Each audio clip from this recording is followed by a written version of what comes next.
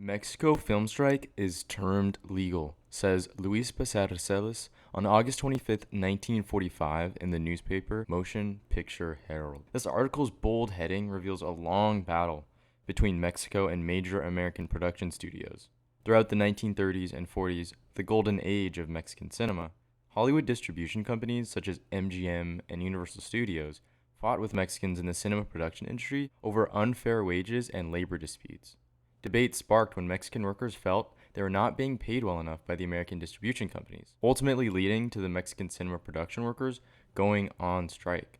In 1941, Luis Becerra began documenting different film strikes in Mexico, and by 1945, the main strike had begun to yield positive results for the Mexican workers, prompting Luis to write the words, "Mexico film strike is termed legal." During the growing effects of World War II, Hollywood heightened its presence with Mexico under the politics of the good neighbor policy. The U.S. wanted to keep strong ties with Latin America, which led to cinema becoming an instrument of foreign affairs, allowing Hollywood to preserve economic dominance. But the story doesn't begin there. In the late 1920s and early 30s, major Hollywood studios eyed Mexico as a new valuable market, and by 1936, the Hollywood and Mexican relationship began to crumble as Hollywood studios did not want to meet the demands for wage increases from 10 to 25%, to which, by 1945, Hollywood found themselves in a position where Mexican law found them guilty for breaking labor laws. For context, the Motion Picture Herald newspaper operated as a trade paper for Hollywood and film industry insiders, including distributors, producers, and executives. Hence, this is why the story goes mostly untold. The newspaper wrote for Hollywood's business interests, not for the public.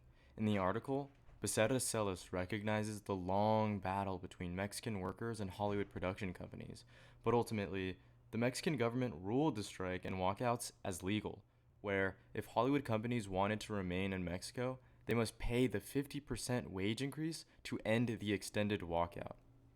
Who was behind the strike? It was the National Cinematographic Industry Workers Union, or the NCIWU, which is a part of the most powerful Mexican labor organizations, the General Confederation of Mexican Workers.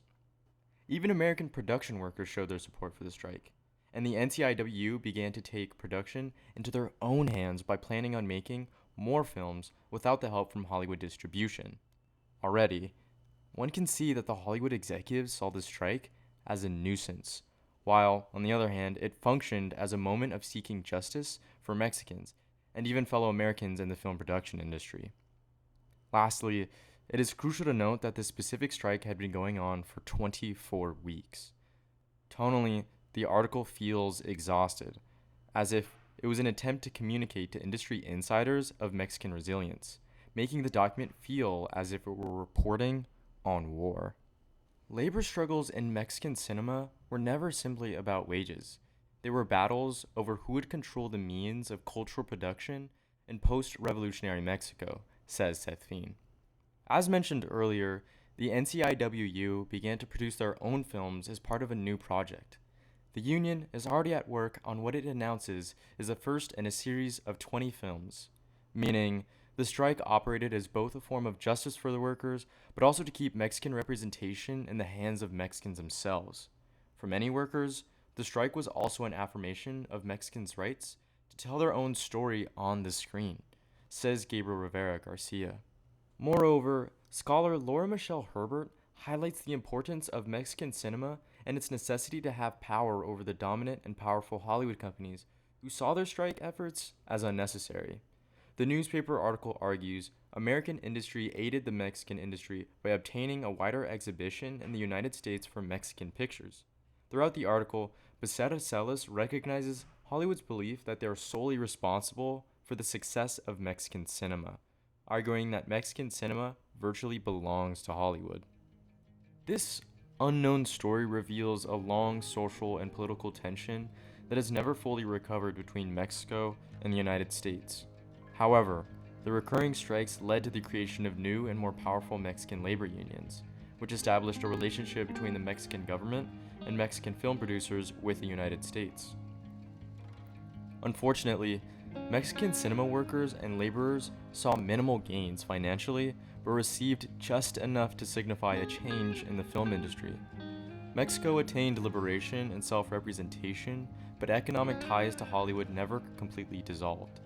This narrative, told by Motion Picture Herald and scholars, reveals the importance of liberty, to work together in fighting for labor rights, and the power to tell your own story.